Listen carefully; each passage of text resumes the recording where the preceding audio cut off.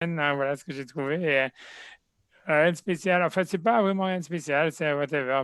Voilà, whatever. C'est un cours qui vaut ce qu'il vaut. Ça veut dire, c'est en fait, c'est vrai que l'idée part derrière. Enfin, je sais pas, avant de commencer le cours, et je vais parler un peu sur le cours de la semaine dernière, que tout le monde m'a dit que voilà, il y a eu des réactions, etc., etc. Il faut dire aussi que franchement, c'est un cours que je suis pas fier du cours de la semaine dernière du tout. Et voilà, et je m'en fiche. D'un côté, ça veut dire, c'est vrai que d'un côté, j'ai dit des choses que normalement, tu vois, j'aurais jamais dit parce que j'étais voilà, j'avais pas préparé, j'étais un petit peu fatigué et compagnie, et cetera. Est-ce que je suis content de les avoir dites? Sûrement, oui. Mais est-ce que je les aurais pas dites normalement non plus.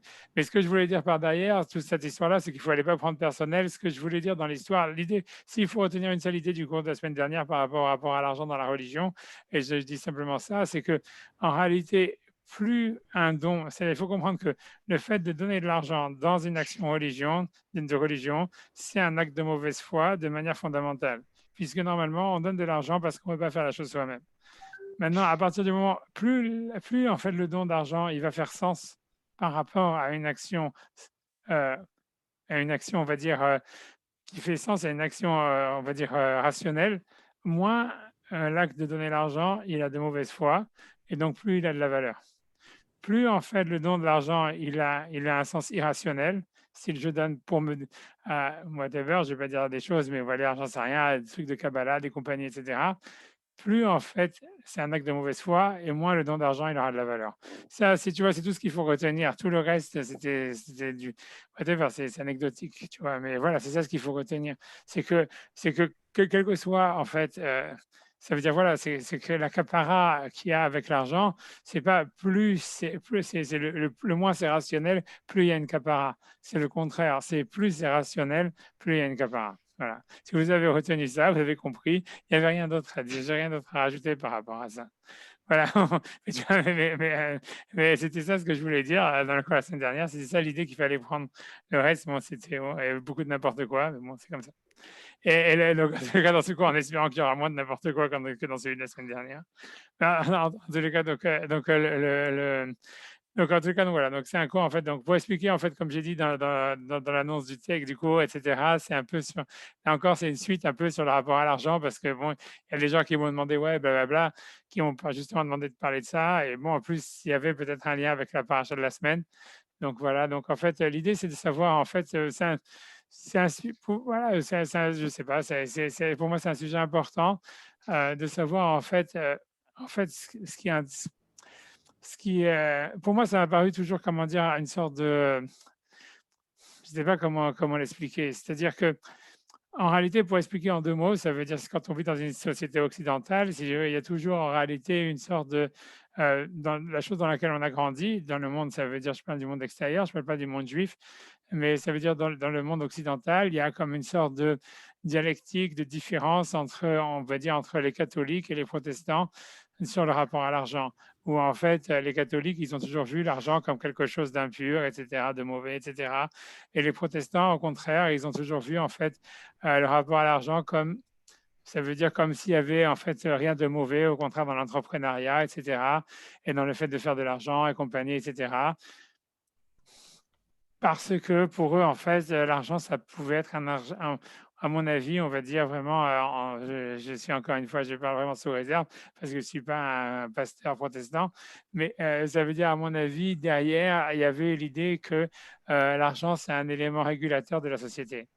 Et en fait, donc, c'est pour ça qu'en général, les pays catholiques, latins, comme la France, l'Italie, l'Espagne, etc., ils sont des pays dont l'économie, voilà, ils ont des économies assez mauvaises, alors que les pays protestants, comme la Suisse, l'Angleterre, l'Amérique, etc., l'Allemagne, ils ont des économies plus prospères. L'idée par derrière, c'est en fait toujours la question de savoir et le judaïsme dans tout ça. Et donc, pour moi, l'idée par derrière, alors c'est que pour moi, à mon avis, ça veut dire, voilà, ce que je vais expliquer, c'est qu'à mon avis, dans le judaïsme, il y a quelque chose d'encore plus, dans le rapport à l'argent, il y a quelque chose d'encore plus, on va dire, il y a eu un point aveugle. Ça veut dire, avant tout ça, c'est une introduction. Ça veut dire ce qui m'a mis la puce à l'oreille, je vais dire simplement pour expliquer d'où ça vient ce cours et cetera généralement. C'est qu'en fait, moi je suis vraiment, comment dire, un grand, comment dire, admirateur si on veut de Rav Nachman de Breslav, que c'était un très, très grand penseur. Il faut savoir, c'est un très, très grand, à part que c'était sûrement un très, très, très grand sadique, un très grand Mekoubal, un très grand philosophe aussi. Et en réalité, c'est clair en fait dans sa philosophie que le gros point aveugle à chaque fois, c'est le rapport à l'argent. Et pour moi, en fait, ça veut dire, et c'est tout à fait clair, à plein d'endroits. Et, et pour expliquer en 2 mots, je vais dire en 2 mots parce que ça va être peut-être un petit peu, tu vois, comment dire, la grande, si vous voulez, comme ça peut donner un point d'ancrage, en fait, pour les gens, pour comprendre un peu ce cours, d'où est-ce qu'il vient. C'est qu'en réalité, si on prend la philosophie de Rav Nachman de Breslav, à part tout ce qu'il y a derrière, que ça, c'est pas du tout résumable en un cours, ni rien du tout, ni je n'ai pas du tout ni la prétention d'en parler, ni quoi que ce soit.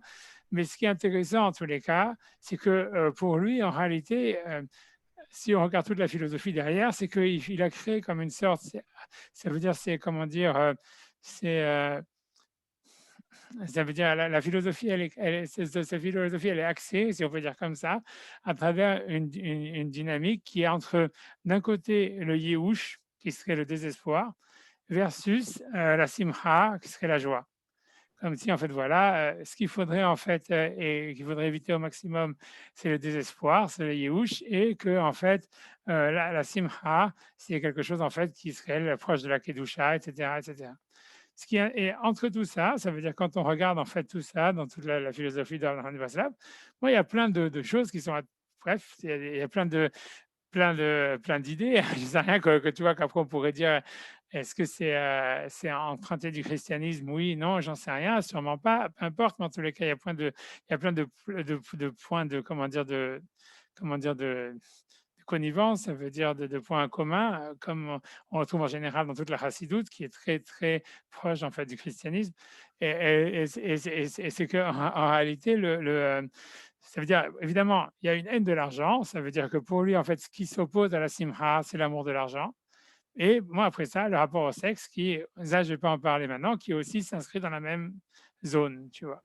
Et ce qui m'a beaucoup, pourquoi en fait pour moi ça a été une piste de réflexion, c'est parce qu'en réalité, quand on regarde dans la Gemara, etc., on voit que ce qui s'oppose au Yehush, ça veut dire au désespoir, c'est pas la Simha. Ça veut dire, ce qui s'explique, le Yehush, c'est un concept en fait halachique à chaque fois, qui est utilisé au contraire justement pour s'opposer à la propriété de l'argent. C'est-à-dire, je possède de l'argent, ça veut dire je ne suis pas été mityaesh, ça veut dire ça c'est tous ceux qui ont fait un petit peu de la Gemara à l'école quand ils étaient petits, et tout ça, qui ont été petits, qui ont fait la Gemara Metzia, etc. Ils vont te dire voilà c'est quoi l'opposition en fait du Yehush, c'est en fait c'est le fait de dire que quand quelqu'un il a trouvé un objet par exemple qui a été perdu, etc. Et on dit quand est-ce que l'objet il appartient à celui qui l'a trouvé, c'est quand le propriétaire il a été mityaesh, il s'est désespéré de l'objet. Et à chaque fois, en fait, ce qui est opposé en fait au Yehush, c'est en fait le sentiment d'appartenance. De dire, non, c'est le kinyan, on va dire. Ce qui s'oppose en fait au Yehush dans la Torah, dans la Gemara, c'est pas la simcha, c'est le kinyan.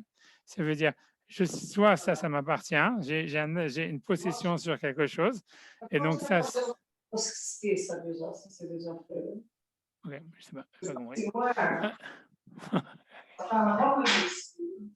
Ouais, je vais après la question. En tout cas, ça veut dire en fait ce qui s'oppose en fait ce qui s'empêche, ce qui s'oppose en fait au désespoir. En réalité, dans la Torah, au Yehush, c'est le kinyan, c'est le fait d'avoir une possession sur un objet ou sur quelque chose. Et donc, en fait, pour moi, ça a été quelque chose. Pour moi, ça a été, ça veut dire, je me suis dit en fait pourquoi. Tu vois, quand on voit, tu vois, tout ce qu'on est en train de voir ça avec la crique, c'est, tu vois, c'est vraiment, je n'avais pas du tout, pas loin de moi l'idée de me mettre au quart du milliardième de son niveau, ni rien du tout, mais simplement, ça veut dire en tant que, tu vois, que lecteur ou en tant que, tu vois, quelqu'un qui est étudiant, ou etc., c'est assez intéressant, c'est assez étonnant de voir qu'en fait, lui, il n'a pas vu cette opposition et comment on a l'impression qu'il y a une impasse par rapport à ça. Et au fond, maintenant, bon, ça c'est un des points de départ en fait sur lesquels, c'est pour ça que ça c'est l'introduction avant de faire les textes.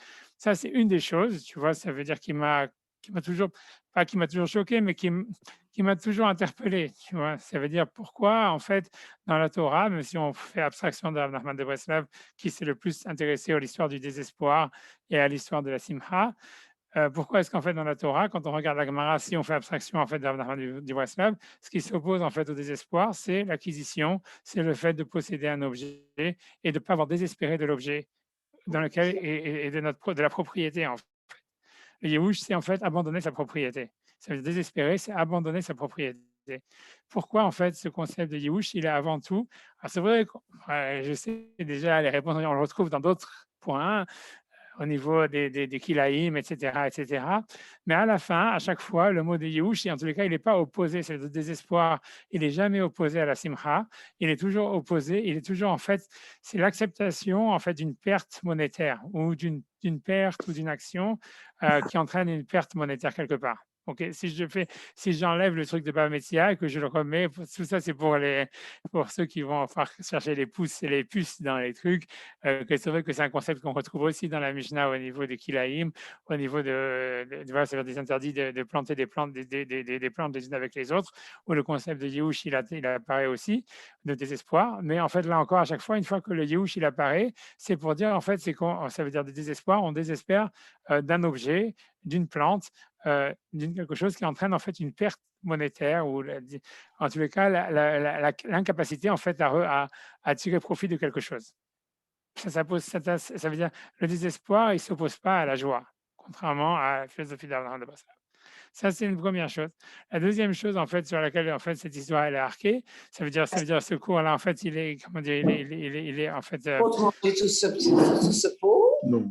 Oui, je sais, quand tu prends comme ça des trucs, tu commences. Et puis, tu sais pas quand ça va être. Alors, je prends un petit peu du temps. Oh, voilà, je continue. Mais ça veut dire que le deuxième point, en réalité aussi, qui m'a toujours, comment dire, marqué, le deuxième point, en fait, dans toute cette histoire-là, sur lequel en fait le cours aussi va parler, c'est en fait, c'est sur, pour dire, ça peut avoir peut-être quelque chose qui n'a rien à voir, mais c'est en fait, à mon avis, c'est un point qui est lié avec ça, c'est encore avec cette fois-ci, avec l'école de Francfort et Adorno, etc. C'est sur parler sur en fait l'idée en fait de la société de consommation et sur l'idée en fait que à chaque fois quand on va pousser les gens en fait à consommer, à posséder des objets, on va en fait, ça veut dire dans la publicité, mais dans la société en général, on va, comment dire, à chaque fois associer un élément spirituel à la possession d'un objet. C'est-à-dire que quand on va faire la publicité pour une marque de whisky, par exemple, ou une marque de voiture, on va te dire, voilà, si tu as cette voiture, tu vas avoir telle et telle fille qui va avec. Et toi, tu crois que quand tu vas acheter la voiture, tu vas avoir la fille. Ou tu vas avoir avec ces whisky, tu vas avoir ses copains qui vont avec. Quand tu vas acheter le whisky, tu crois que tu vas avoir les copains qui vont avec alors que tu as acheté le whisky. Et en fait, Adorno, etc., tous ceux qui ont fait la critique en fait de la société de consommation, ils ont toujours dit oui, voilà, en fait, on essaye de rendre l'être humain comme une marchandise, justement, à travers la société de consommation, et c'est comme ça que la publicité, elle fonctionne. Moi, je ne suis pas certain de tout ça. C'est-à-dire que voilà, tout ça, en fait, toute cette histoire-là, en fait, comme là, j'ai fait un historique un petit peu partout, bien qu'il est vraiment, encore une fois, je suis désolé en fait de parler comme ça, de ne pas être si structuré que ça, mais en réalité, on voit que dans tout ça, le point commun, c'est qu'en fait, on fait un lien, on fait une distinction en réalité assez nette entre l'être et l'avoir. C'est-à-dire comme quoi, en fait, voilà, il y aurait une essence spirituelle de l'être qui, en fait, serait complètement dissociée de l'idée de possession et qu'il n'y aurait aucune spiritualité possible en fait dans l'idée de possession et qu'en fait dans la possession il y aurait simplement en fait une objectivisation de soi ou de l'autre et que donc finalement en fait le fait de posséder ça serait quelque chose en fait qui nous rendrait nous-mêmes un objet et qui nous amènerait comme dirait Arnaud de Breslev au désespoir ou quelque chose comme ça et ça serait ça en fait c'est ça la doxa en réalité qui apparaît au fond, même ça veut dire dans le christianisme au fond et dans la société occidentale. Et au fond, moi, cette manière en fait d'envisager les choses, elle m'a toujours paru fausse. Ça veut dire, ou en tous les cas, qu'il manquait quelque chose. Qu'en fait, c'était pas si évident que ça. C'était pas si évident qu'il y avait en réalité une distinction si nette entre l'être et l'avoir, entre la spiritualité, voilà, entre le fait de posséder et le fait d'exister. Et qu'en fait, il pouvait y avoir, et ça apparaît très clairement, par exemple, dans la Gemara, quand on parle dans le fait d'acquérir une femme, par exemple, tu vois qu'on dit que le mas c'est Akidushin, c'est de sanctifier une femme, c'est qu'on acquiert une femme. Donc on voyait bien en fait que dans le fait d'acquérir quelque chose ou de posséder quelque chose, c'était pas en fait une manière d'objectiver quelque chose, de rendre cette chose-là un objet ou de devenir soi-même un objet par rapport à elle. On voit bien dans la Gemara, le Mishnah, elle parle dans Pirkei Avot de Kanel et Chachaver, acquiert un ami. Encore une fois, donc toujours l'idée d'acquisition, en fait, ce qu'on voyait bien déjà dans la Gemara et dans la Mishnah, c'est qu'entre l'idée d'acquisition et de possession, il n'y avait pas en fait cette distinction qui était faite, en fait, qui à mon avis est un héritage du christianisme. En fait, mais c'est-à-dire, en fait, il n'y avait pas cette distinction claire entre être et avoir, comme si le fait d'avoir, c'était en fait quelque chose qui était d'une manière, en fait, complètement, ça veut dire qui était quelque chose qui était condamné à être complètement de l'ordre de l'objectivation et qui s'opposait à, en fait, à le fait de percevoir sa propre existence ou d'exister d'une manière spirituelle. Et qu'en fait, il y avait donc en fait une dimension spirituelle dans le fait de la possession et dans le fait d'acquérir ou de posséder. Et en fait, donc voilà, donc l'idée de ce cours-là, c'est d'essayer de comprendre en quoi il pourrait y avoir en fait une sorte de spiritualité ou de relation. En fait, voilà, ce serait le point en fait de quel point en fait il pourrait y avoir quel point il pourrait y avoir en fait qui serait idéalement qui créerait le lien entre voilà, l'être et avoir, et comment il pourrait y avoir une spiritualité de la possession. Et à mon avis, c'est cette spiritualité de la possession qui, en fait, qui est utilisée dans la société de consommation. C'est ce que je voulais expliquer.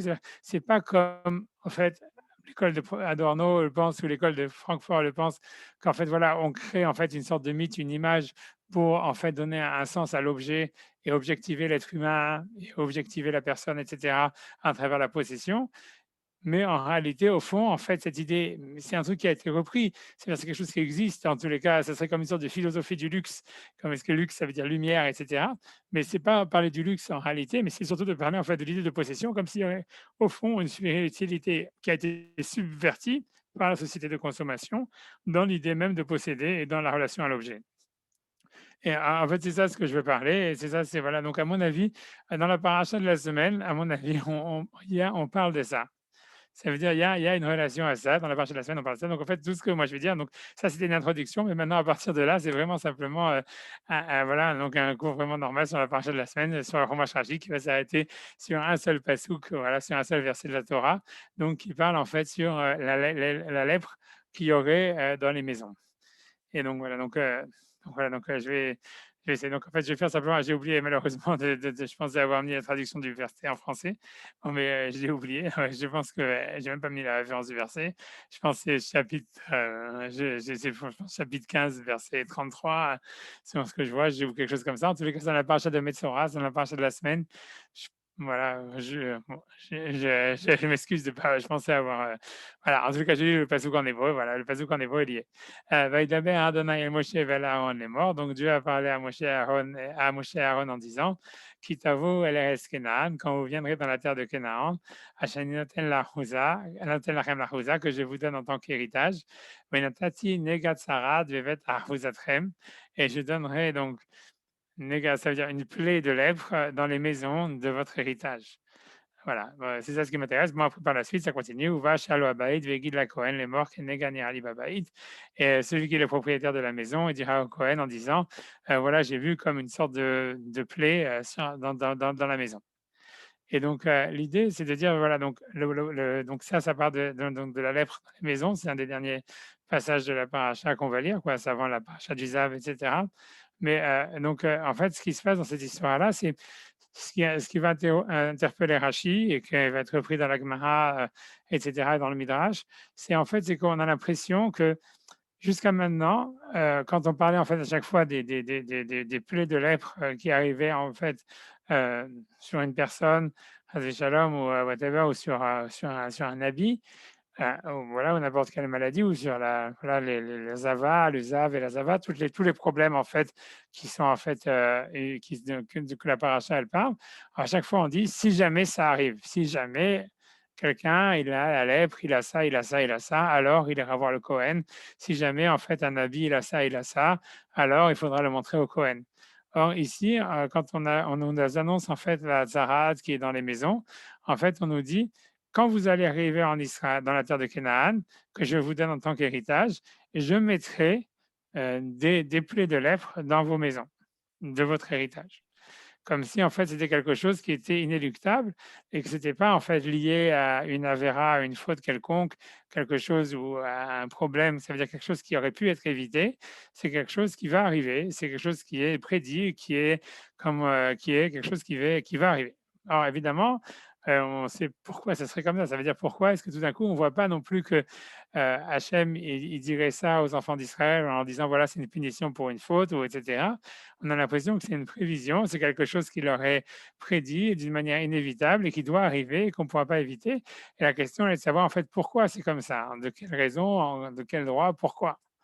Alors donc voilà, donc ça c'est donc cette question évidemment elle est posée dans le Midrash, elle est posée dans la Gemara et Rashi en fait il va en fait prendre donc on va simplement faire Rashi. Donc Rashi il pose la question, c'est d'une manière sous-entendue comme d'habitude, et il va dire donc je lis le Rashi, il dit Besora hilahem, ça veut dire c'est une annonce, ça veut dire c'est quelque chose qui va arriver, c'est comme dire une prophétie ou quelque chose comme ça. Ça veut dire c'est quelque chose qui est inévitable. Chez Anegaim Baim Aleem, qui nous dit en fait que les plaies de lèpre vont venir sur eux. Pourquoi? Alors, Rashi va se donner l'explication qui est dans le Midrash. Les fiches Itminu Emoriim Matmoniyot Shel Zahav Bekirot Batehem. Parce que, en fait, les Émorim, ça veut dire les anciens habitants d'Israël, avant la conquête, ils ont en fait, comment dire, caché, ils ont enfoui comment dire, des trésors d'or dans les murs de leur maison. Kol Arbaim Shana, pendant tous les 40 années, Shayou Israël Bamidbar, où les enfants d'Israël étaient dans le désert, va allier un Nega, et grâce, en fait, ou parce qu'il y aura une plaie de lèvres, nos têtes s'abaillent, donc on doit, en fait, comment dire, je sais pas, on doit détruire la maison, on doit, quand ils ont découvert, ils doivent détruire, ils ont détruire la maison, ok, détruire la maison. Il y a quelque chose de mieux que ça, à mon avis, que les natettes, ça veut pas dire détruire, bon, peu importe, ça veut dire on doit, je sais pas quoi, on bref, la maison, mais on monte ça et on retrouve les trésors qui étaient enfouis dans les murs. Donc, c'est-à-dire qu'en fait, donc, ça veut dire que donc, en fait, donc Rachid va expliquer pourquoi en fait c'est une annonce qu'il aurait faite aux enfants d'Israël, qu'en fait il y allait avoir la lèpre dans leur maison. C'est parce qu'en fait, en étant, que ça veut dire comme en fait, voilà, donc ça veut dire que, donc Rachid dit encore pendant les 40 années où les enfants d'Israël étaient dans le désert, donc ce détail il va avoir beaucoup d'importance à mon avis, je vais essayer d'en parler après, mais donc, il dit pendant les 40 années où les enfants étaient dans le désert, il semblerait que les habitants d'Israël, c'est-à-dire les anciens habitants d'Israël, on va dire les Palestiniens, pour dire leur nom, en fait, ils savaient qu'ils allaient, ça sentait le roussi pour eux. Donc, en fait, ils ont enfoui de l'argent dans les murs parce qu'ils disaient, ah là là, là là, on va se faire dégommer, etc. Il faut bien qu'on cache l'argent quelque part. Et en fait, bon, finalement, les anciens habitants d'Israël, ils vont déguerpir, on va dire, ou whatever. Et finalement, il faut quand même trouver les trésors enfouis. Donc, pour ça, Hachem, il va amener en réalité donc des plaies dans l'herbe sur les murs, puisque dans la lachot des plaies de lèvres qu'il y a dans les murs, il faut détruire la maison pour purifier la maison. Et en faisant ça, ils vont en fait découvrir les trésors enfouis.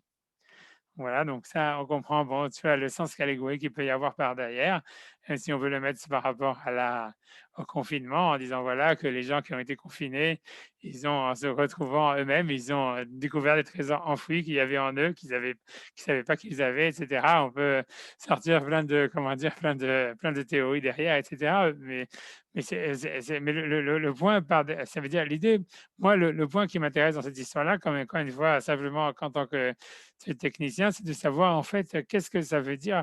Pourquoi est-ce que, c'est pas une question bizarre, ça veut dire, si les Émoraïm, ça veut dire les gens qui habitaient en Israël, ils savaient qu'ils allaient perdre la guerre et qu'ils allaient devoir sortir à un moment, etc. Alors, ok, alors tu t'en vas, c'est tout, et puis tu prends ton argent avec toi. Pourquoi est-ce que tu vas l'enterrer dans des murs de ta maison? Ça veut dire, c'est bizarre. Et ça, c'est la première question. Ça veut dire, qu'est-ce qu'ils croyaient en fait? Qu'est-ce qu'ils croyaient? Et la deuxième question qu'on va voir, c'est une question plus technique, mais qui, à mon avis, a un sens. C'est que, donc évidemment, ce qui est intéressant, c'est de regarder en fait que Rachid, il a dit, pendant les 40 ans, les Juifs étaient dans le désert. Et ça, c'est Rachid, il a dit, il n'avait aucune raison de le dire. Et la grosse question qui est sur ça, c'est que quand on regarde en fait le Midrash, qui est la source de Rachid, on voit que le Midrash, en réalité, il n'a pas dit ça. Il n'a pas dit que c'était pendant les 40 ans où les Juifs ils étaient dans le désert que les habitants d'Israël ils avaient enfoui comment dire, des trésors dans les murs. C'est pour ça qu'on va faire le Midrash Rabbah, qui est la source de Rashi, où là-bas, on voit clairement en réalité que le Midrash, il va dire que non, que ça veut dire les non-juifs, ils ont commencé à enterrer des trésors dans les murs qu'au moment où Josué, il a commencé à conquérir la terre, ce qui est plus logique, on va dire. Et donc, la question qui va se poser, c'est de dire en fait, pourquoi est-ce que Rashi, il a changé, alors que normalement Rashi, c'est quelqu'un qui est un auteur donc, du Moyen Âge, donc qui est postérieur aux auteurs du Midrash de plusieurs siècles.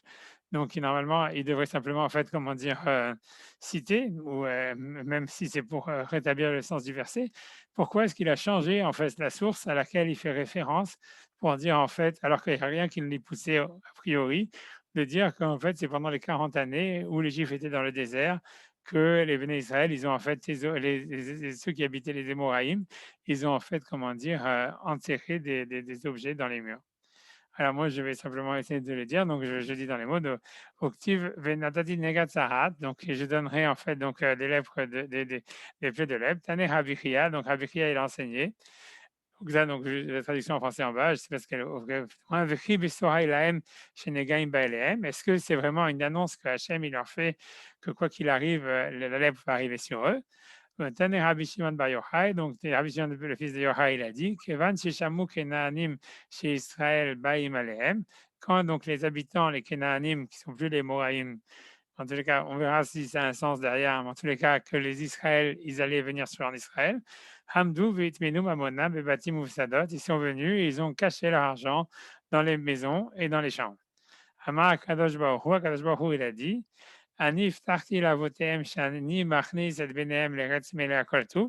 j'ai promis à leurs parents que je les faisais rentrer dans une terre qui était pleine de biens, de biens. Chez Nehemar Ubatim Meleim Koltouv, et des maisons remplies de biens. Ma Kadosh Baruch Hu, qu'est-ce qu'Akadosh Baruch Hu a fait? Megare Negaim Beveto. Donc il envoie les plaies de blèvre dans sa maison, Sotro, et il le détruit, il a détruit. Omotse Bosima, il retrouve dedans un trésor. Donc, Vechim mi ba le veomer les Kenanim chez Israël nichnasim laaretz. Mais qui a dit finalement aux Kenanim à l'avance pour qu'ils enfuient des trésors que les Juifs rentraient dans la terre? Amar Rabbi Ishmael bar Nachman. Donc Rabbi Ishmael le fils de Nachman a dit Shalot peros degamaot. Peros degamaot. Ça veut dire trois. Comme ils ont dit trois, je ne sais pas comment ils ont traduit en français. Bref, trois envoyés, trois émissaires, trois décrets. Shalach et Yoshua Islam, Yoshua il a envoyé chez eux. Donc la première décret, c'était Arotse les fanot Ifané, celui qui veut s'en aller, qui s'en aille. Les ultimatums. Les ultimatums, Hazak, des ultimatums. Trois ultimatums, il a envoyé Yoshua chez eux. Arotse les fanot Ifané, que celui qui veut s'enfuir, il s'enfuit. Lashlim Yashlim, que celui qui veut faire la paix, qui fasse la paix. Lassad Milhama, que celui qui veut faire la guerre, il fasse la guerre. Bon, bref, après on nous dit Girgashi, ça, je ne sais pas pourquoi j'ai ramené assis du ménage, 5 pour finir le morceau du ménage. Moi, ça, à mon avis, c'est pas trop. Girgashi, Ahmad, Veufana, donc le Girgashi, ils sont partis de là-bas. Et vers notre Nanoleres Yafa et Arso, c'est pour ça que Hachem, il a donné une terre aussi belle que la terre d'Israël. Que d'ailleurs, dans la traduction de Sévaria, ils ont dit que c'est le Maroc. Je ne sais pas d'où est-ce qu'ils ont sorti ça. Ouais, Oh. j'imagine que peut-être qu'ils en ont envie de la Tunisie ou l'Algérie, bon, ça dépend chacun comme il aime, tu vois, ou la Pologne, tu vois, Allah au directive. C'est vraiment marqué, hein, je ne sais pas d'où est-ce qu'ils ont sorti ça, j'étais hyper étonné de voir ça. Tu vois, Allah au directive, c'est pour ça qu'il est marqué, Adboï, la carte est comme, elle est sa carte, c'est quand même Zo Afriki, et je ne sais pas pourquoi ils ont traduit Afriki comme Maroc, je ne sais pas d'où ils ont sorti ça. Bref, peu importe, c'est pas ça le problème, ça c'est simplement une anecdote. Mais le truc, c'est qu'en fait, c'est que quand on regarde le Midrash, après on dit que les Gibonim, ils ont fait la paix, etc. Mais en tous les cas, dans le Midrash, c'est marqué explicitement, en fait, que le moment où, en fait, les habitants les anciens habitants de la terre d'Israël, ils ont commencé en fait à faire des trésors, à creuser des trous dans leurs murs ou dans les champs pour cacher de l'argent. En fait, c'est un moment où Yahushua il leur a envoyé des ultimatums. Et donc, c'est pas en fait, et donc c'est très difficile de comprendre pourquoi est-ce que Rachi, complètement d'une manière gratuite, puisqu'en fait, c'est pas quelque chose qui nous rajoute quelque chose dans la compréhension du verset, ou quelque chose qui aurait été nécessaire en fait dans la structure pour comprendre le verset. Il a dit au moment où pendant les 40 années où les Juifs étaient dans le désert. Ce qui est tout à fait étonnant, c'est pourquoi Rachi fait ça. Tu vois, qu'est-ce qu'il a voulu, qu'est-ce qui l'a poussé en fait à dire ça. Tu vois, alors que sa source c'est le Midrash et que le Midrash il dit clairement pas ça. Voilà, voilà. La deuxième question, comme je vous dis, en fait, c'était de savoir, en fait, pourquoi, en fait, la deuxième question, est de savoir, en fait, pourquoi, quel aurait été l'intérêt, en fait, des non-juifs qui étaient habitants d'Israël, en fait, d'enterrer leur argent dans les murs. Ça veut dire, puisqu'ils avaient, même si on suit maintenant le Midrash qui dit qu'ils avaient une possibilité de s'enfuir, bah, ils enfuient avec leur argent. Bah, ceux qui voulaient faire la guerre, à mon avis, si tu fais la guerre, c'est parce que tu penses que tu vas gagner. Tu vas pas commencer à enfuir ton argent dans des trous en disant, ah, si je perds, au moins, mon argent est dans des trous. Et si jamais qu'ils voulaient ceux qui faire la paix, pourquoi est-ce qu'en fait, ils étaient obligés en fait de cacher leur argent dans les trous, dans les murs? Donc, à mon avis, tu vois, pour expliquer moi la réponse que je pense, tu vois, qui est simple, en fait, à mon avis, c'est vraiment c'est vraiment une réponse vraiment pas recherchée. Il n'y a aucune philosophie ni rien derrière. À mon avis, c'est vraiment, c'est simple, tu vois. Moi, c'est ce que je pense. C'est que en réalité, à mon avis, c'est comme ça. C'est ceux qui ont, en fait, alors pour expliquer l'idée de Rachid de dire que, en fait, c'est pendant les 40 années où j'ai fêté dans le désert. C'est vrai, comme beaucoup de commentaires de Rachid le disent et le remarquent sur le Midrash, c'est parce qu'au moment de l'ouverture de la mer Rouge, il y a marqué Namogu Kol Yoshve Kenan, tu vois, Tipol Alemem Atavafahad, ça veut dire que les habitants de Canaan, déjà depuis l'ouverture de la mer Rouge, ils avaient peur. Une chose qu'on retrouve déjà en fait dans l'histoire de Jéricho, quand en fait les envoyés Caleb et Nehoshua et Pinhas, ils vont voir Achav à Jéricho. En fait, elle leur dit oui, c'est depuis en fait que vous avez traversé la mer Rouge et que vous êtes sortis d'Égypte. Tous les habitants de Canaan, ils ont peur. Alors, ok, d'accord. Mais ok, alors si vous avez peur, partez, ou j'en sais rien.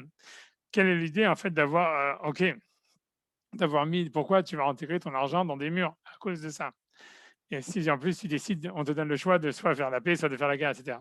Moi, à mon avis, l'idée simple, vraiment très simple en tant que vraiment petit juif du 21e siècle, c'est la manière dont je vois la chose, c'est que en réalité, l'idée c'est que en fait, c'est clair que eux, ça veut dire les habitants de Canaan, eux, ils auraient voulu faire la paix, mais faire la paix, ça voulait dire quoi? Ça voulait dire payer des impôts. Alors, quand on doit payer des impôts, qu'est-ce qu'on fait? Ben, on casse son argent pour ne pas payer les impôts. Ça veut dire que l'idée par derrière, c'était en fait de dire voilà, on va faire la paix, ok, très bien, mais bon, on va faire la paix avec, comme c'est marqué, c'est-à-dire quand on regarde en fait dans les versets de la Torah, dans des varim, comme c'est marqué, Veiou lecha les masses, ils seront pour toi en fait une masse, ça veut dire un peuple imposable, etc., qu'on va asservir, etc. Donc, c'est comme aujourd'hui, ça veut dire comment est-ce que tu fais pour ne pas payer les impôts si tu fais plein d'argent. Moi, à mon époque, si tu mettais dans des comptes en Suisse, maintenant, je sais pas, il y a les îles Caïman, je sais pas quoi, il y a toujours des manières avec les bitcoins ou j'en sais rien. En fait, tu vas cacher ton argent dans les murs pour ne pas payer d'impôts. Donc, à l'idée, a priori, le sens de cette histoire, c'est que les habitants en fait de la terre d'Israël, pourquoi est-ce qu'ils ont en fait caché leur argent dans les murs? C'est parce qu'en fait, leur plan à la base, c'était de faire la paix, mais après ça, donc, il fallait ne pas payer des impôts aux Juifs. Donc, finalement, on va cacher l'argent dans les murs. La question qui se pose par derrière, donc en fait, si on dit que c'est ça l'explication, comme mon avis, c'est sûrement ça, c'est de savoir en fait pourquoi en fait à la fin ils l'ont pas fait. Ça veut dire en fait pourquoi si en fait voilà donc il y avait un plan, ça veut dire voilà on va dire qu'on fait la paix, on cache notre argent dans les murs et bon voilà qu'est-ce que vous avez comme impôt, on paie ce qu'on a donné comme impôt et puis on continue comme ça. Pourquoi est-ce que finalement ce qui s'est passé c'est qu'il y a très peu en fait de peuples qui ont décidé de faire la paix. Et pourquoi, en fait, finalement, ça ne s'est pas passé comme ça? Puis la réponse, en fait, de tout ça, c'est que, en fait, c'est ça, c'est ce que ça nous montre, un concept, à mon avis, intéressant, c'est que l'idée, c'est que ils ont vu, en fait, que pour eux, ça valait pas le coup. C'est pas que ça valait pas le coup, mais ça veut dire c'est comme si leur orgueil ou en fait, c'est comme s'il y avait quelque chose en fait de leur identité qui se révoltait à faire ça qui se révoltaient en fait à dire ah, voilà, on va vivre caché, on va mettre notre argent dans des tunnels ou dans des trous et on va, je sais pas quoi, on va tout faire comme ça d'une manière illégale. On va vivre, comment dire, d'une manière souterraine. En fait, il y avait une volonté, en fait, chez les peuples qui habitaient en Israël, une revendication, si on veut dire comme ça, identitaire, qui disait non, voilà, on est Émorim, on est fiers d'être Émoraïm, mais à la fin, même si on a peur de vous, on va quand même se battre, etc. Bon, ils ont perdu, ils sont morts, bon, mais l'argent il était resté caché. C'est-à-dire, en fait, c'est que l'idée, c'est qu'il y avait eu derrière tout ça, ça veut dire il y avait tout ce que cette histoire-là, en fait, elle nous montre, en fait, des trésors cachés par les Moraïm, etc., parce qu'ils avaient peur, etc. Ça montre en fait l'idée de dire que au fond, ils auraient pu garder leur argent caché. Ils auraient pu, en fait, être asservis et faire la paix avec Israël en tant que peuple soumis. Mais il y a quelque chose, en fait, qui s'est opposé à ça, que c'était en fait une réaction identitaire, etc., qui a fait que finalement, ils ont dit non, on va se battre, on va même mourir, etc., même si on a peur, etc., plutôt que de vivre caché avec notre argent caché. Et c'est très important de comprendre ça parce qu'à mon avis, ça veut dire toute cette idée-là, c'est pas anecdotique en fait dans l'histoire de la tsaraat, de la lèpre et de toute l'histoire du rapport à la possession avec l'argent. Puisque quand on regarde en fait, quand on nous parle en fait de l'histoire en fait de la tsaraat, de la lèpre qu'il y a dans les maisons, on nous dit en fait pourquoi est-ce que, parce que justement le verset il dit, il viendra celui qui a la maison, ou va à Sherlo Abaït. Donc, c'est le verset qu'on a lu tout au début. Et là, bon, j'aurais dû peut-être ramener Rachi, etc. Où la Gemara, elle dit, de là, on apprend, qu'est-ce que ça veut dire? Il viendra celui, ou va à Lo Abayit, il viendra celui qui est le propriétaire de la maison. Alors, elle nous dit, la Gemara, elle dit, en fait, c'est là, ça nous apprend que la lèpre dans les maisons, ça vient à cause de, ça vient sur celui qui est radin, qui en fait, tu vois, qui a laissé sa maison qu'à lui-même, que quand on lui demandait quelque chose, il disait toujours non. Il dit, ouais, j'ai pas de café, j'ai pas de chocolat, j'ai pas de sucre, j'en sais rien, j'ai pas. Et comme ça, quand il y avait quand il y avait une lèpre dans sa maison, Hav Shalom, donc en fait, il était obligé de sortir, puisque quand on a purifié la maison, il fallait sortir tous les objets de la maison. Donc tout le monde voyait, voilà, il a du café, voilà, il a du sucre, il a une machine je sais pas, il a de la vodka, il a ça. Et toujours quand on lui demandait, il disait toujours non. En fait, il avait, tu vois. Et ça veut dire, et ça veut dire l'idée en fait que toute cette histoire-là de la tsarat, ça veut dire que la tsarat, ça vient de tsarut à aïn, ça veut dire ça vient en fait de, on va dire, la radinerie, ou en fait, tu vois, le fait en fait d'être possessif ou de dire que tout c'est à moi, etc. C'est ça, Shalom Abayit. Ça montre en fait tout ce rapport qui est en fait, ça veut dire que quand on regarde toute l'idée en fait même de la tsarat, on voit que c'est lié, surtout dans la tsarat, ça veut dire de la lèpre sur les maisons, qu'on voit qu'en fait c'est lié à un rapport à la possession. Et l'idée par derrière, c'était qu'en fait, alors qu'est-ce que je vais expliquer? Quel est le problème? Ça veut dire, pour expliquer en fait qu'est-ce que ça veut dire? Ça veut dire que le Midrash ici, il vient mettre en opposition deux types de relations à la possession. Un, ça serait le rapport à la possession en disant j'enfouis les choses et je les cache parce que je ne veux pas payer les impôts, on va dire. Mais ça veut dire grosso modo, j'ai perdu à Inara, tu vois, je veux dire, je remplis mon compte en banque, j'ai rempli mon compte en banque et tout ça, ça veut dire, voilà, je thésaurise, voilà, en cachette versus, en fait, et c'est un peu ce qu'on avait dit à Charlot Abaït, c'est celui qui sort jamais les objets de sa maison, versus que finalement, en fait, les Moraïm, ils auraient craqué en disant non, il faut que je fasse du bling-bling, je ne peux pas cacher mon argent, il faut que je m'achète une Ferrari, il faut que je m'achète une Blancpain, il faut, tu vois, que je m'achète mon Louis Vuitton et ma nouvelle maison, etc., et ma nouvelle cuisine. Tu vois, ça ne peut pas rester comme ça. Et en fait, l'idée par derrière, ça veut dire, et ça, c'est vrai que dans le rapport à l'argent, il y a on va dire, cette dynamique, ça veut dire cette, comment dire, je ne sais pas comment expliquer, ce balancement, on va dire, voilà, qui est dans le rapport à la possession, à savoir, est-ce que je dois cacher, enfouir et thésauriser versus est-ce que je dois montrer et extérioriser et en fait affirmer mon identité ou ma personnalité à travers ce que je possède. Et que, en fait, à mon avis, ça veut dire dans ce midrash-là, on a voulu nous montrer ça d'une certaine manière. On a voulu montrer en fait cette double, ça veut dire cet arcane, etc.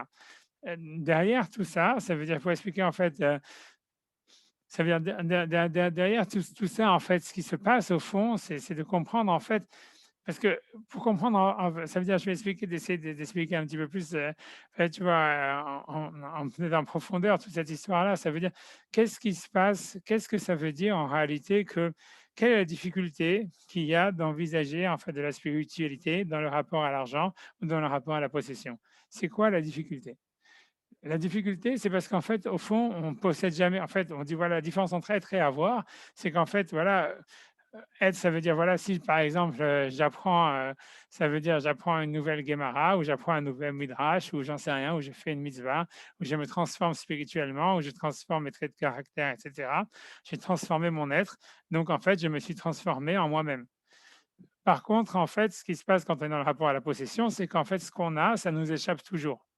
Ça veut dire, au fond, voilà, l'argent que j'ai ou la voiture que j'ai, j'en sais rien, la maison que j'ai, au fond, même si j'habite dedans, même si je conduis ma voiture, même si je porte ma montre, même si j'en sais rien, en fait, toujours, même, voilà, si on peut parler l'histoire d'accueillir une femme, même si je suis marié, etc., la chose que j'ai acquise, en fait, elle m'échappe toujours et donc elle est toujours étrangère à moi-même.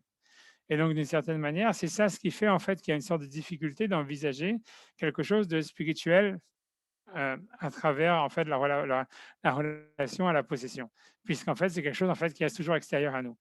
Et donc en fait ce que ça entraîne, je vais simplement expliquer pourquoi c'est lié avec ce paradigme, mais en fait de la thésaurisation versus tu vois le bling bling, c'est parce que en fait dans l'idée par derrière c'est que puisque c'est quelque chose qui ne fait pas partie de moi ou c'est quelque chose qui m'échappe d'une manière absolue, donc en fait après ça qu'est-ce qui va faire que la chose, quel type de relation je peux avoir par rapport à ce que je possède?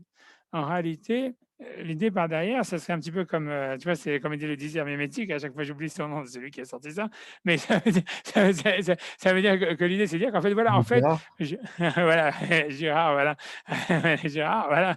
Donc en fait, c'est que dire, voilà, c'est qu'en fait, à la fin, tout ce que je fais, c'est pourquoi je vais m'acheter une montre, pourquoi est-ce que je vais m'acheter une voiture, pourquoi est-ce que je vais boire ce whisky, pourquoi je vais me marier avec cette femme, pourquoi je vais faire ça, etc., avec ce mec, etc., peu importe. C'est parce qu'en fait, parce que l'autre, il a fait ça, et moi, je vais faire la même chose que lui, en mieux, ou au moins la même chose. Et donc, en fait, tout mon désir que j'ai par rapport à ce que je possède, en fait, c'est que de la copie, en fait. Et même si, en fait, il y aurait en fait une affirmation identitaire par rapport à ce que je possède, en fait, c'est que parce qu'en fait, tu vois, je fais que copier, ou parce que je suis jaloux, ou parce que je veux pas être jaloux, etc. Mais c'est qu'une affirmation, en fait, par rapport au regard de l'autre, ou par rapport à l'appréciation de l'autre. Et dans ce sens-là, en fait, on a l'impression, c'est dans ce sens-là, on sent qu'il y a une réelle opposition entre le fait d'être et d'avoir, puisqu'en fait, dans le cas où je vais me définir par rapport à ma relation à ce que j'ai, en fait, je perds mon essence et je fais simplement en fait que copier en fait quelque chose, tu vois, qui est autour de moi et que me faire me juger ou m'apprécier ou ça veut dire me comporter par rapport en fait à ce qui se passe autour de moi. Et grosso modo, en fait, comme il y a cette idée, en fait, c'est-à-dire ce problème, en fait, que le rapport à la possession, en fait, il nous échappe d'une manière absolue. Donc, en fait, on est condamné à soit faire du bling bling, ça veut dire ok, je vais faire la guerre et tout ça, etc. Parce que c'est ma voiture, c'est mon machin, c'est mon truc, je dois montrer que je suis plus fort que toi, etc., etc. Et ça, en fait, même quand on fait ça, en fait, on n'a pas vraiment une relation spirituelle avec ce qu'on possède, ou soit en fait en disant ok, comme ça m'échappe et je ne sais pas quoi faire, et en fait je veux pas être jaloux ni rien du tout, alors on enfouit dans un mur, on enfouit comme un trésor. Mais en fait, on n'a aussi pas de relation avec ce qu'on a. Et c'est exactement l'idée en fait de la tsarut ha'ain, ça veut dire de la radinerie, etc., de la tsaraat, qui est liée à cette histoire-là, en fait, où le type, il ne sait pas en fait comment, comment se relier avec soit avec sa maison, mais ça, on va voir avec l'idée même du corps, c'est le rapport avec la peau et tout ça, etc. C'est tout la même chose. En fait, c'est une relation de comment est-ce que je dois me relier avec mon corps, comment est-ce que je dois me relier avec ma maison, comment je dois me relier avec mon argent. Et ça, en fait, c'est toute l'idée de la tsaraat. En fait, c'est ça, ça veut dire la lèpre, elle est en train d'expliquer ça, d'essayer en fait de comprendre qu'en fait il y aurait une relation spirituelle en fait possible entre la relation voilà, entre soi et ce qu'on possède et son corps et sa maison, etc. La question est de savoir en fait comment est-ce qu'on construit en fait cette relation, etc. Donc, voilà, donc ça, donc pour l'instant j'avance là. Maintenant, donc 2 secondes que j'arrive à rappeler qu'est-ce que j'ai. Ok, ok, une seconde, une seconde. Ouais. OK, alors j'y vais. Alors, en tous les cas, donc, en fait, ce que je vous dis, en fait, ce que je veux dire, c'est que c'est qu'il y a une relation, en fait, on peut retrouver ça encore une fois pour ramener encore un avant-dernier texte dans la Gemara, dans Horayot, qui parle de ça. C'est-à-dire, la Gemara dans Horayot, c'est une Gemara assez étonnante, très difficile, où, en fait, même le sens littéral de la Gemara, il est difficile.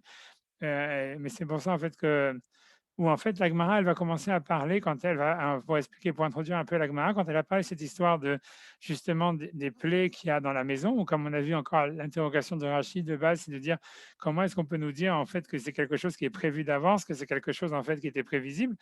Donc en fait la Gemara dans Ayot, elle va carrément aller sur une chose beaucoup plus grosse en disant est-ce que ça ne remet pas en question le libre arbitre, toute cette histoire?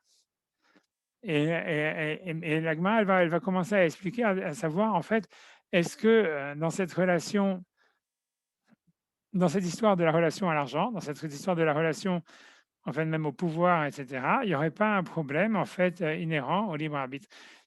Pour introduire la Gemara, ça veut dire, donc je vous dis simplement que je suis l'explication d'un commentateur de la Gemara qui s'appelle le Be'er Sheva, qui est un Aharon, mais qu'on retrouve dans les Rishonim, etc. Mais voilà, c'est-à-dire qu'en fait, l'idée par derrière, c'est de dire que l'idée qui sous-tend en fait ce passage d'Agmara qui est très court et très, mais très, on va dire très dense, si on veut, c'est que on retrouve dans l'Agmara à chaque fois l'idée, c'est que quand à chaque fois que le peuple d'Israël ou un type il a le pouvoir ou il a de l'argent, en fait, il tombe, c'est-à-dire spirituellement.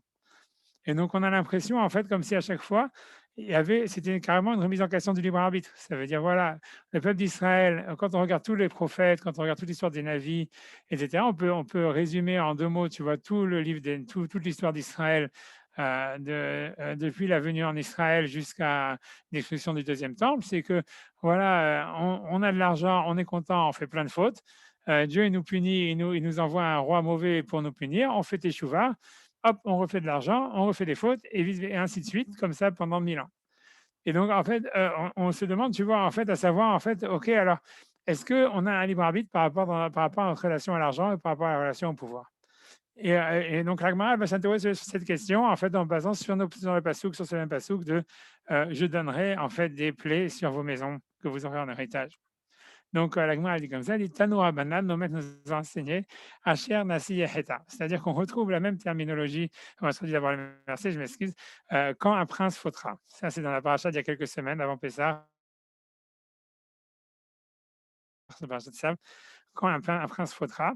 Et donc là encore, le problème, il est que c'est encore une anomalie, où on retrouve dans la Torah la même anomalie qu'on a dans notre paracha, où on semble nous dire en fait que c'est inévitable que le prince y faute. Donc, c'est pour ça que la Gemara, elle se pose la question, elle dit Yachol Gezerah, est-ce que ça veut dire que c'est inévitable que si quelqu'un il a du pouvoir ou si quelqu'un c'est un roi, il va faire des fautes? Alors, sur ça, la Gemara dit Talmud Lomar, c'est pour ça que le verset dit Im Kohen HaMashiach Hecheta. Ça veut dire que quand la Gemara nous parle, en fait, quand la Torah elle nous parle dans la paracha de Tzav, en fait, des différents korbanot que les personnes qui ont en fait des positions privilégiées dans laquelle Israël, ils doivent apporter, en fait, on nous parle du Kohen HaMashiach, que lui aussi, en fait, il doit apporter un korban spécial, mais là-bas, c'est pas marqué que c'est sûr qu'il va faire la faute. Donc, on nous dit, comme en fait, il y a une juxtaposition entre le korban qui doit apporter par le roi et le Kohen Mashiach. Donc, en fait, on nous dit, en fait, de la même manière que celui, en fait, du Kohen Mashiach, c'est que le Kohen Mashiach, il a le libre arbitre, aussi le roi, il a le libre arbitre. Tu vois, grosso modo, ce que la Gemara dit, Ma Kohen Mashiach hereta mal alan kshiyecheta, afkan le kshiyecheta. De la même manière que le Kohen, on va dire, il a le libre arbitre de fauter ou de ne pas fauter, ainsi le roi, il a une possibilité de ne pas fauter. Sur ça, donc ça, c'est ce qui a été enseigné, c'est ce que la Gemara ramène comme un enseignement qui date de l'époque de la Mishnah, donc qui est antérieur à la Gemara. Et sur ça, pour ça, la Gemara, elle s'interroge carrément sur l'idée même qu'on pourrait penser qu'il n'y ait pas de libre arbitre, que ça a toujours été un gros no-no, en fait, dans la Gemara, qu'il n'y ait pas de libre arbitre, etc., contrairement à l'islam, etc., ou même encore aux protestants, si on veut les rappeler encore eux, ou pour la Gemara, le libre arbitre, ça existe, quoi qu'il arrive. Amar mort, elle a dit Yachol Gezerah Mechitete. Ça veut dire quoi? Le Rav, il a dit mais comment c'est possible qu'on aurait pu croire qu'il y aurait un décret que quelqu'un faute? Comment est-ce qu'il pourrait y avoir un décret pareil que l'homme n'est pas le libre arbitre? On pourrait dire ça comme ça. Sans ça, donc, la dit la dit oui, on trouve Ashkechan Dirtiv, puisqu'on le trouve la même chose. Venatati Negat Sarad, Bevet Eretz Ahuzatrem. Je mettrai en fait la lèvre dans la maison de l'héritage dans la maison de l'héritage de votre héritage. Besora ilahem shenegaim baim alehem.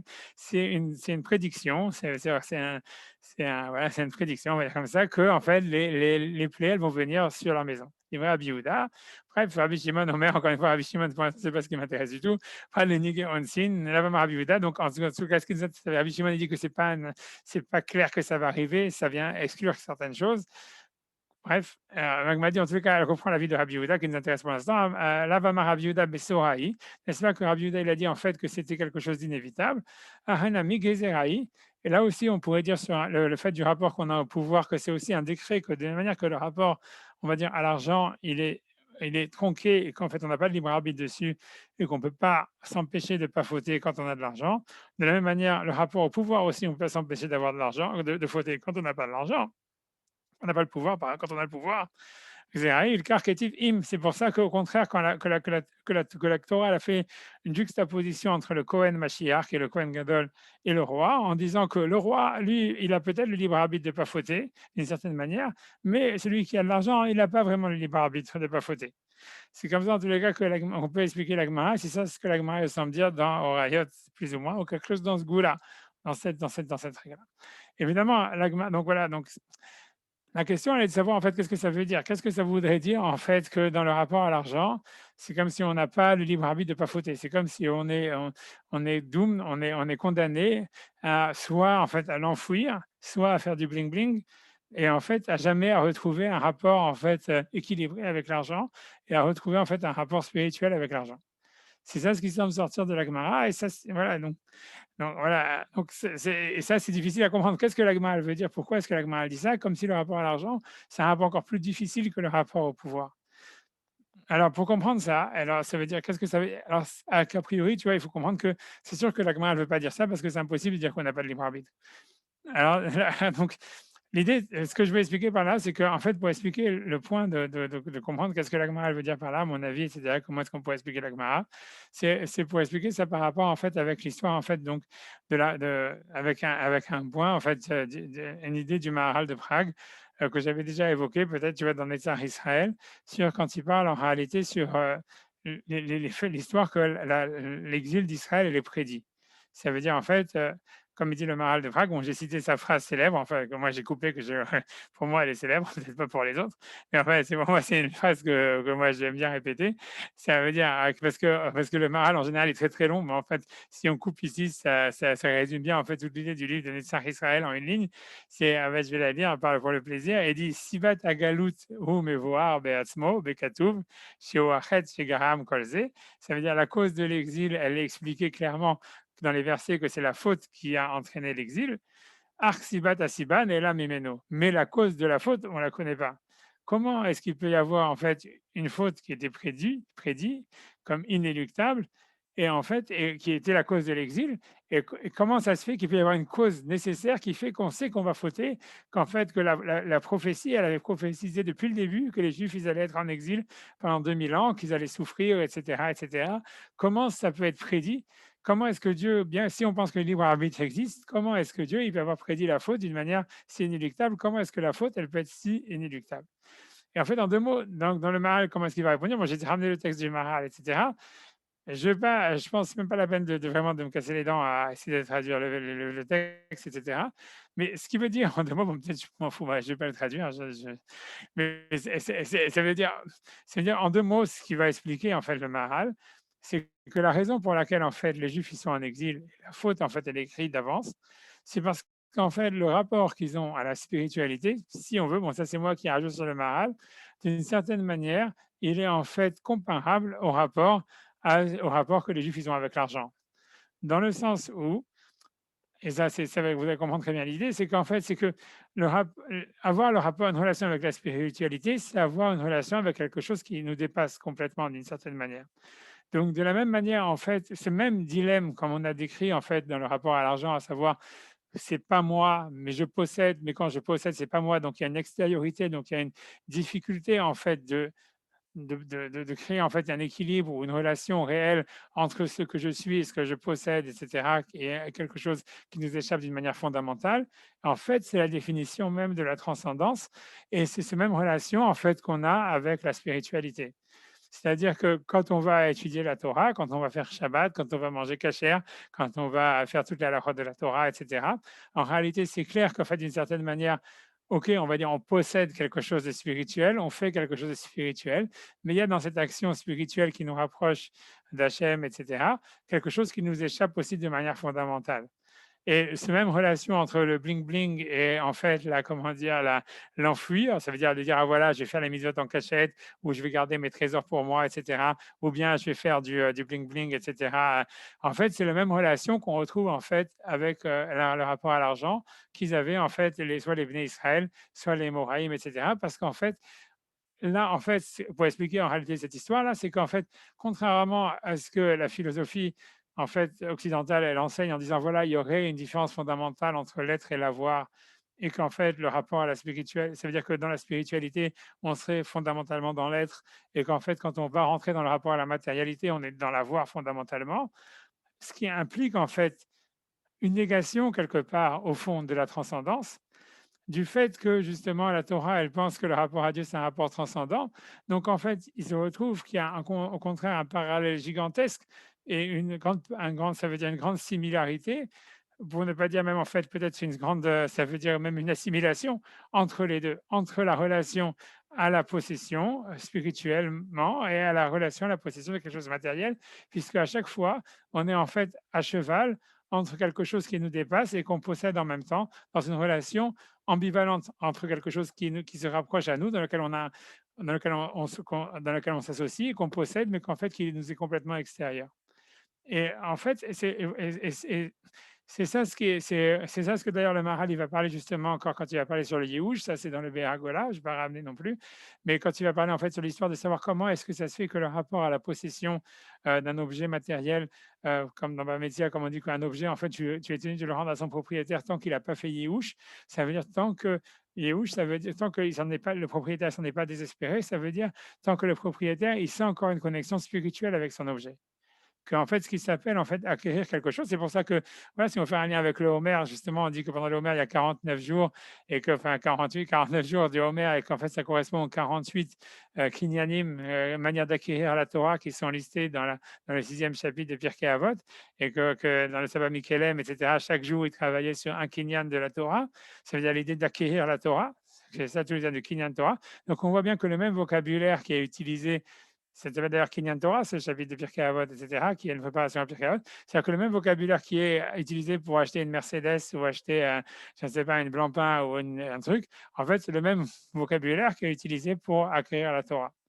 Et ce qui peut paraître choquant, ça veut dire, ça veut dire, c'est choquant, mais ça veut dire, mais c'est choquant si en fait on comprend pas, ça veut dire l'idée par derrière, ça veut dire qu'en fait l'idée c'est qu'il y a une relation transcendantale en réalité dans le rapport à la possession, presque à l'image de le rapport au transcendantal qu'il y a dans le rapport en fait à la spiritualité.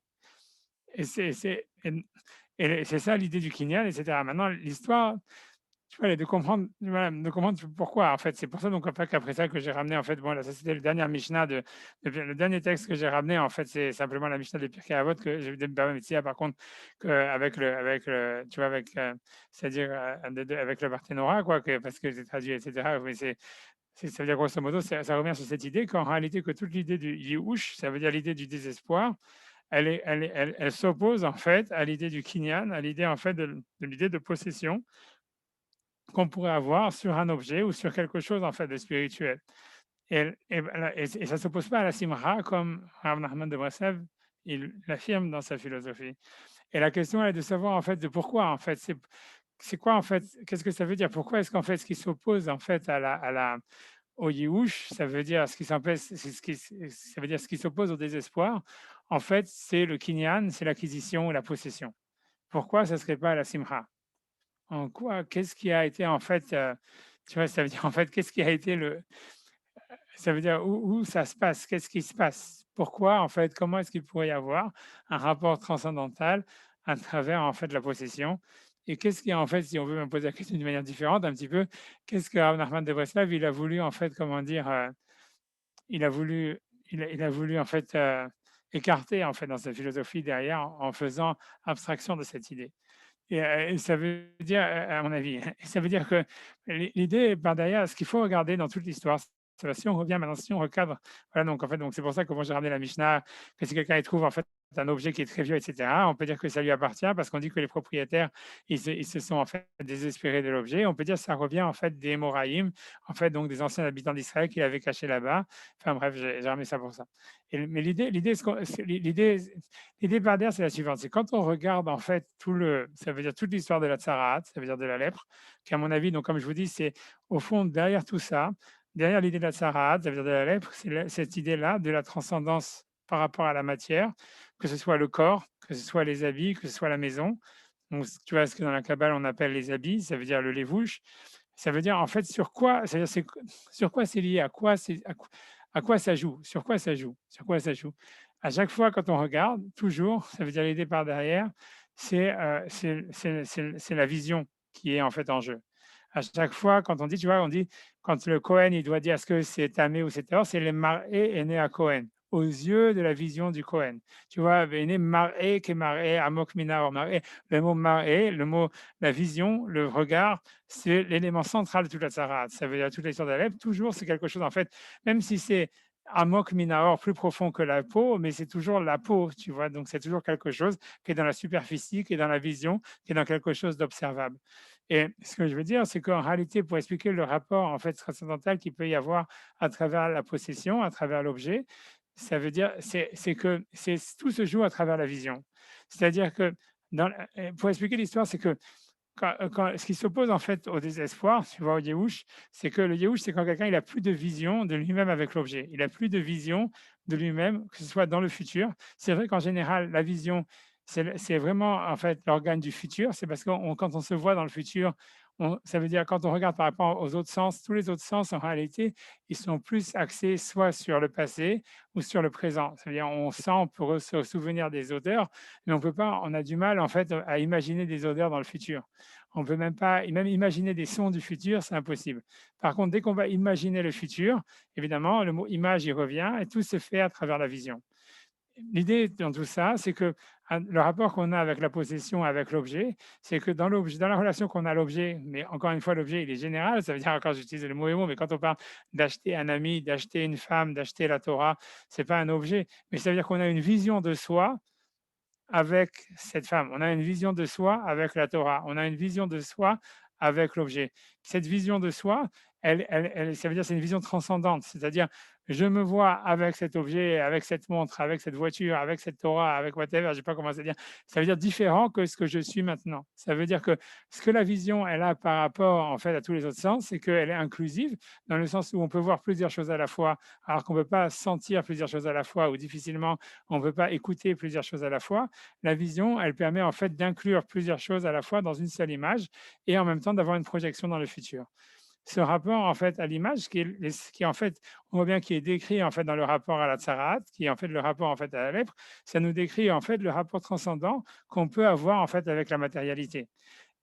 Et ouais, voilà, c'est tout ce que je voulais dire en fait. Et c'est ça en fait, c'est pour ça qu'en fait on est toujours dans la dialectique de soit du bling bling, soit du cacher et d'enfouir, parce qu'en fait c'est à travers ça, en réalité, ça veut dire, c'est l'idée, ce qui manque à chaque fois, et c'est ça la purification de la lèvre, c'est la capacité en fait de créer une image de soi avec l'objet, avec le rapport qu'on a avec la matérialité.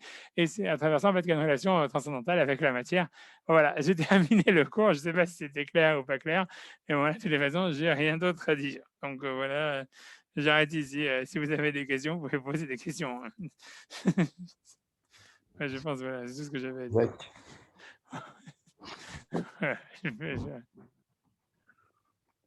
Voilà, comme il n'y a pas de questions, tout va très bien.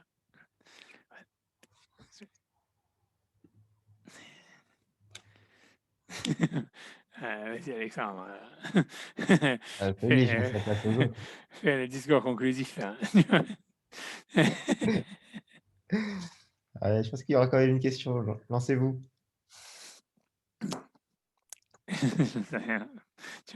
Alors, en attendant le discours conclusif, encore une fois, merci à tout le monde d'être venu plus tard. Je pense que moi, personnellement, j'aimerais bien que ça continue d'ailleurs le jeudi comme ça, à 9h15. Ça me conviendrait très, très bien. Et merci au Rav Avigés d'avoir pris le temps de nous faire ce très bon cours. Ok, je ferai les écrits et tout ça, etc. Et voilà, mais bon, bref, peu importe, whatever. Mais le cours de la semaine dernière, c'était une exception. Je n'aurais pas dû le faire. Moi-même, je regrette énormément le cours de la semaine dernière, honnêtement. Bon, voilà. Une fois que c'est là, c'est fait, donc il faut prendre le bon. Ok, d'accord. Ok, ouais. Ah, voilà. Je Merci sais à pas. tous ceux qui participent au financement de ce cours. Ah, ouais, voilà. Bon, allez, je sais pas, s'il n'y a pas de questions, j'ai endormi tout le monde et voilà. Voilà. Vous allez vous réveiller demain en forme pour pouvoir préparer le Shabbat. Et donc,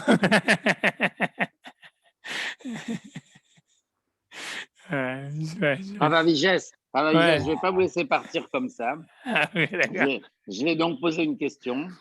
Hmm. Dans la traduction que j'ai sous les yeux, Ouais. qui est le Lévitique de Munch, Ok. la traduction dit comme ça.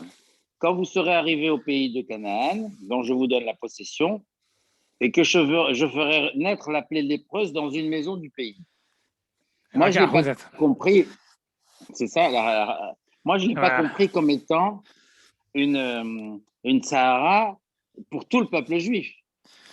Ouais, je l'ai imaginé dans la traduction que comme quelque chose qui était en fonction du comportement de l'individu. Alors, on peut l'élargir au cours que vous avez fait ce soir, c'est-à-dire sa relation avec l'objet, comment il existe par rapport à l'objet, comment il l'intègre à lui-même. Mais je n'avais pas compris que ça s'adressait à tout le peuple juif. Et en fait, d'après ce que vous venez de nous dire ce soir, en fait, ça s'applique à tout individu qui rentre en Israël avec Yehoshua. Oui, voilà, c'est ça. C'est ça comme ça, en tout cas, que Rachi le ramène. C'est-à-dire, encore une fois, ça veut dire, pour dire en deux mots, ça veut dire tout ça, c'est Rachi qui ramène ça au nom du Midrash, comme on a vu le Midrash, on a vu la Gemara dans Orayot, qui ramène ça aussi au nom de Rabbi Yehuda. Maintenant, c'est vrai que Rabbi Shimon Bar Yochai, là-bas, qui est ramené dans la Gemara, donc c'est pas, a priori, ça compte. D'ailleurs, j'ai pas envie d'entrer comment ça fonctionne avec Rabbi Shimon dans le Midrash, qui a dit quoi. Mais en tout cas, on a vu quand même dans la Gemara dans Orayot, où elle ramène un deuxième avis. C'est pour dire ça. Ça veut dire qu'il y a quand même il y a un deuxième avis dans l'Agmara, tu vois, qui dit que c'est pas une annonce. Mais a priori, en tous les cas, le Midrash, et c'est ce que Rachid a choisi pour expliquer le Passouk, parce que c'est ce qui est le plus proche du texte. Et l'Agmara dans Hayot, selon Rabbi Yehuda, elle dit ça, que c'est une annonce qui est faite à tout le peuple d'Israël. Et tu vois, parce que c'est le mot, c'est Achouza, le mot important, c'est Achouza, qui veut dire en fait héritage, dans le sens où en fait je prends possession d'eux. Donc c'est tout le problème, il est dans la prise de possession. Dans le rapport à la possession. Parce que quand on en parle sur le plan individuel, on voit toujours la Tzahara comme une forme de malédiction et que la personne doit faire une forme de teshuva pour sortir de cette malédiction, pour acquérir un moment de sainteté et de pureté. Mais de la façon dont on l'a vu ce soir, finalement, ce n'est pas qu'une malédiction. On va dire c'est un mal pour un bien. Donc finalement, c'est ça. C'est un mal pour un bien. Donc finalement, cette Tzahara, finalement, ce n'est pas une malédiction. C'était un passage obligé. C'était un passage obligé pour une élévation, une kedusha, on va dire un enrichissement. Voilà, c'est ça, pour trouver le trésor qui est à l'intérieur. C'est comme j'ai dit au début, ça veut dire que c'est clair que tout le monde, je pense qu'ils vont voir ça comme le confinement et tout ça de cette manière-là. Ça veut dire qu'à la fin, c'était une manière en fait de retrouver un trésor caché qu'on avait en soi. C'est sûr, tu vois, c'est sûr que c'est ça le point, quoi. C'est ça l'idée, quoi. Mais toujours, c'est vraiment le rapport en fait à l'autre qui est là. C'est grosso modo, c'est pas le rapport à l'autre en disant qu'est-ce que je fais avec l'autre, etc. Mais c'est dans le rapport en fait de un peu cette histoire de quand on parle voilà du désir mimétique et en fait puisqu'on comprend bien en fait que en fait ce qui a fait la dépression en fait comment dire dans le confinement, etc. C'est que justement il y avait une mort du désir parce qu'en fait il y avait plus la possibilité d'avoir un désir mimétique et l'idée en fait de retrouver un désir qui soit personnel, qui soit à l'intérieur, qui soit en fait de nous, qui soit une expression de nous et pas simplement en fait quelque chose qui soit en réaction à des stimulus de l'extérieur, c'était compliqué en fait. Et c'est de ça qu'il est question en fait. En tout cas, c'est ça ce que le Midrash il va expliquer, que c'est de ça ce qu'il est question. Et que derrière, moi je pense qu'en fait l'idée par derrière, et ça a été ça à mon avis en fait, le vrai traumatisme en fait ça veut dire du confinement, etc., c'est qu'en fait il y avait un blocage de la vision. C'est-à-dire qu'on ne pouvait pas voir le futur. Et c'était ça, à mon avis, c'est ça ce qui a rendu la difficulté. C'est-à-dire que si jamais on vous avait dit, voilà, même si on te dit, voilà, en fait, voilà, tu vas dans une retreat, comme ils font les Américains, dans la forêt pendant 2 ans, tu vas vivre avec toi-même, on te donne à manger, ce que tu as besoin, le minimum et tout ça, etc., ou ce que tu veux, mais tu parles avec personne ou tu parles qu'avec un nombre très restreint de personnes et tu ne bouges pas d'où tu es confiné dans un endroit. Mais tu connais en fait que tu sais qu'il y aura un après.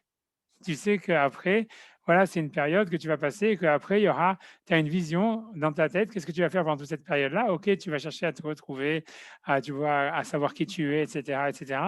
Mais en fait, toute cette période-là, en fait, elle va être ouverte sur qu'est-ce que je vais faire après. Et en fait, le problème, en fait, ce qui a été très difficile, en fait, à mon avis, ou ce qui est difficile dans toute cette histoire, en fait, du confinement, du Covid et compagnie, c'est qu'il n'y a pas de date de fin. Et en fait, ça bouche, en fait, ça bouche, en fait, la difficulté de voir un après. Tu vois, un peu, je ne vais pas dire que c'est comparé avec la Shoah et tout ça, mais ça veut dire dans une certaine manière, c'est vraiment pas comparable du tout. Ok, je vais dire ça, hein. Mais ça veut dire il y a le côté derrière, il y a quelque chose de psychologiquement difficile à ce niveau-là. Et c'était ça, le vrai problème, c'est de pouvoir récupérer une vision. C'est ça, en fait, ce que le message en fait, de la Tzara, c'est de pouvoir récupérer une vue pour le futur, tu vois, une vision pour le futur. Et c'était ça l'enjeu, en fait, de celui qui a la lèpre, de celui qui est enfermé, de celui qui doit détruire sa maison. Et c'est là où est-ce qu'il peut trouver le trésor intérieur. Tu vois, c'est parce qu'en fait, il sait que, ah voilà, j'ai trouvé un trésor. En fait, d'une certaine manière, ceux qui ont fait un trésor, c'est parce qu'ils pensent au futur. Il dit, OK, voilà, pour l'instant, tu vois, je suis enfermé, etc., mais j'en fais un trésor.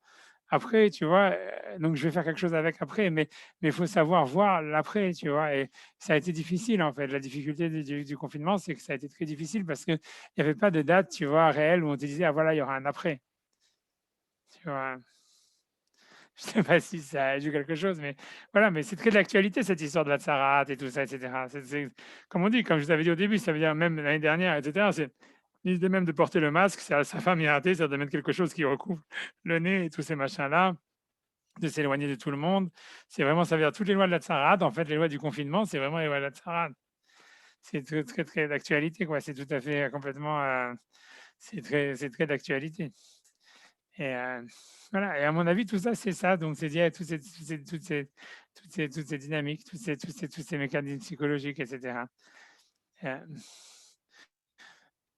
c'est compliqué, mais à la fin de toute l'histoire, le rapport aussi, le lien aussi avec la Tsarat, c'est justement qui fait un lien plus avec la Tsarat, avec la période actuelle qu'avec la Shoah, c'est que c'est quelque chose en fait qui est simplement sur la peau, quoi. C'est quelque chose de surface. C'est ça ce qui en fait, c'est ça ce qui en fait la difficulté et la facilité, quoi, d'une certaine manière. C'est qu'on comprend bien, en fait, de la manière que la Tsarat, c'est que c'est une maladie de peau, c'est pas que le type il est atteint d'une maladie. C'est ça la différence avec la lèpre. C'est pas que le mec il perd ses membres, chas shalom ou des choses pareilles. C'est une maladie de peau. Donc en fait c'est que sur l'aspect. Donc il y a un peu la même chose en fait avec le confinement, avec le truc, c'est que on sent que c'est quelque chose qui est pas profond, donc il y a un côté superficiel dans le problème, mais qu'en fait c'est encore une fois c'est un problème à la vision et que c'est quelque chose en fait en même temps très difficile et très facile à dealer avec, quoi. C'est très compliqué en fait au niveau psychologique. Ah, ça. En tout cas, voilà, si vous voulez réfléchir sur la paracha, si je pense que c'est des trucs comme ça sur lesquels comme ça il faut réfléchir. Ouais. Vas-y, Alexandre, tu peux faire ton discours. Le clôture. Hein. Ça y est, on a fait déjà le discours. Pour fêter la qualification du PSG.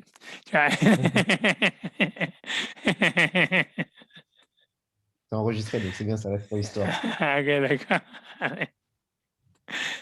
Allez, je vous laisse tranquille en tous les cas. Alors, Shabbat Shalom et voilà, et à la prochaine. Je sais pas si je vais. Merci. Shabbat Shalom. Shalom.